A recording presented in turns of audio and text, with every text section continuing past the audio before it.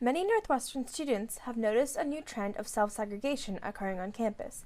More and more often, students are associating with others similar to them, be it because of race, gender, or socioeconomic status. I really do think that students really do self-segregate. I think just that feeling of not belonging or somehow being different at Northwestern that makes you naturally gravitate to groups that you feel most comfortable with, or somehow in some way have a shared identity that you feel like allows you to be there.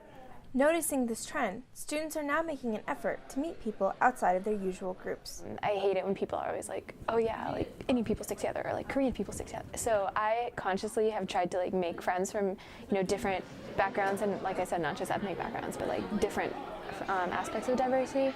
But I do see it happen. However, student leaders like the Associated Student Government Vice President of Academics, Sophia Sammy, reject the term self-segregation completely. That term allows you to blame marginalized people for their own marginalization instead of the institution that created that marginalization in the first place.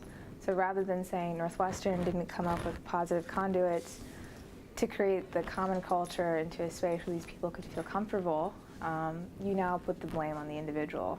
Thaddeus Tukes, the Associated Student Government Vice President of Diversity and Inclusion, says that groups like FMO and MCSA are important because they provide a support system for marginalized groups of students. However, there are also limitations. I think that people just get so comfortable in those small communities that they don't allow themselves to be uncomfortable because they feel like they found who they need and they're good. So I think self-segregation is good and bad. Bad in terms of like a holistic, inclusive Northwestern. Good in the sense that you do have a network, you do have a community. Zara Heather, Medill News.